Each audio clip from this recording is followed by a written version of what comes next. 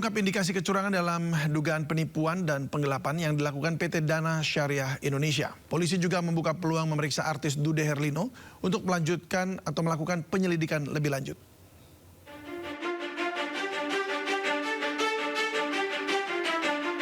Puluhan personel Direktorat Tindak Pidana Ekonomi Khusus Bareskrim Polri menggeledah kantor pusat PT Dana Syariah Indonesia di kawasan pusat perkantoran SCBD Jakarta Selatan.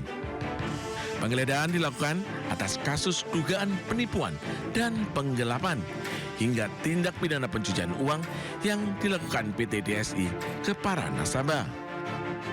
DSI diduga menggunakan dana nasabah untuk sejumlah proyek fiktif dengan kerugian mencapai 2,4 triliun rupiah.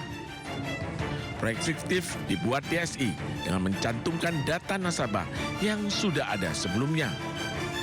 Untuk menyelidiki kasus lebih lanjut, polisi akan memeriksa semua pihak yang berkaitan dengan PT DSI, termasuk artis Dude Herlino. Dude diketahui pernah menjadi brand ambasador dari PT DSI.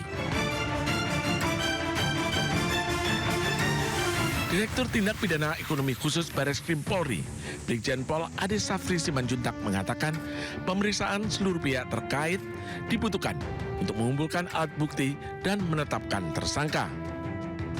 Selain peluang memeriksa Dude Herlino, penyidik Polri juga memeriksa 18 saksi, mulai dari pegawai hingga pejabat dan manajemen PT DSI. Tim Liputan iNews melaporkan.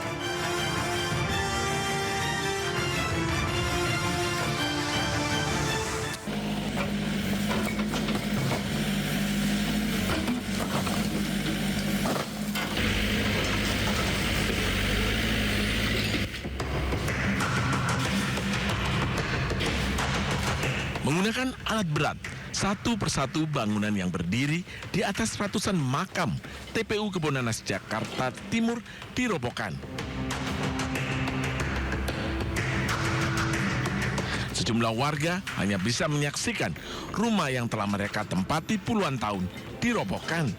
130 keluarga kini telah direlokasi ke Rusun Pulau Gebang, Rusun Pik, Rusun Rawabebek, dan Cipinang Besar Selatan. Setelah rata dengan tanah, lokasi ini dijaga petugas agar tidak diduduki kembali oleh warga.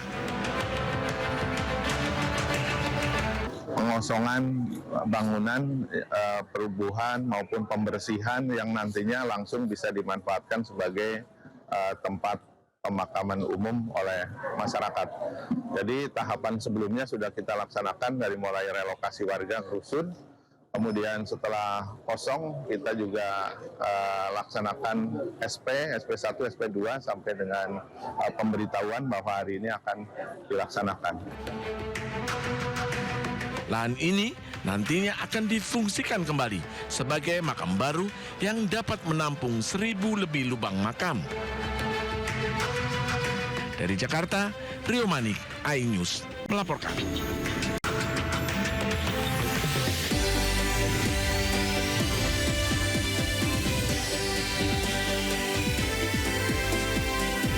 Longsor Cisarua, 50 jenazah dievakuasi, 35 korban meninggal telah teridentifikasi.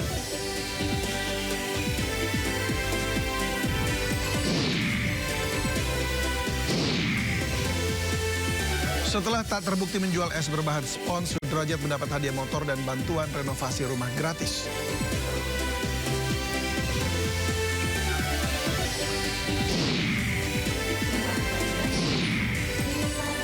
Presiden Prabowo Subianto resmi melantik pimpinan dan anggota Dewan Energi Nasional atau DEN periode 2026-2030.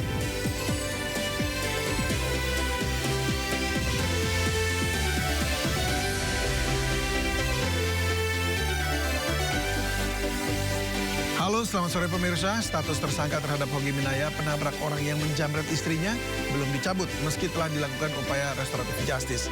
Gelang pelacak atau GPS di kakinya sebagai tahanan kota sudah dilepas oleh Kejaksaan Negeri Sleman. Bersama saya David Silahoy, Anda menyaksikan Sindo Sore. Pemirsa, tim SAR gabungan menghentikan sementara proses pencarian korban longsor di Desa Pasir Langu, Cisarua, Bandung Barat. Keputusan ini diambil akibat cuaca buruk yang dapat membahayakan personel di lapangan.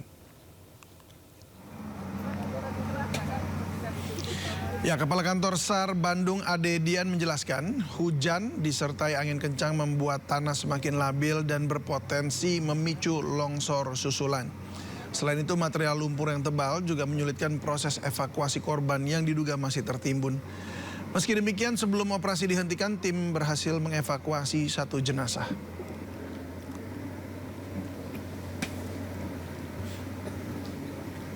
Hingga Selasa kemarin sebanyak 50 body pack jenazah telah dievakuasi tim SAR gabungan dari bencana longsor di Desa Pasir Langu, Cisarua, Kabupaten Bandung Barat.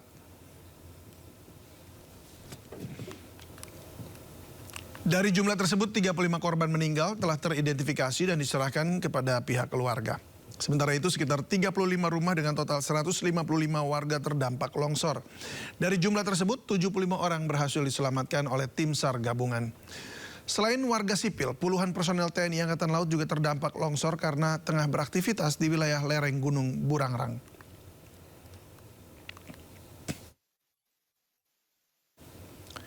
Seminggu dihantam banjir sampai 3 kali, warga perumahan subsidi di Kabupaten Bekasi mengaku kecewa dan tertipu. Karena dulunya pengembang menjanjikan perumahan bebas banjir. Tambah kecewa karena mereka masih harus menyicil KPR puluhan tahun. Sangat merasa takut dan juga cemas gitu adanya banjir susulan. Karena mengingat intensitas hujan juga masih cukup tinggi dan berharap... Sepekan pasca banjir besar, ribuan warga perumahan Green Lavender Sukamakmur, Kabupaten Bekasi masih was-was, takut banjir sewaktu-waktu datang kembali. Meski sudah surut, tapi kondisi jalanan belum normal dan kering. Jumat pekan lalu, banjir di perumahan subsidi ini sempat mencapai hampir 2 meter. Rumah nyaris tenggelam dan komplek perumahan berubah mirip danau. Warga pun mengaku kecewa lantaran di awal beli pengembang rumah subsidi ini mengklaim bebas banjir.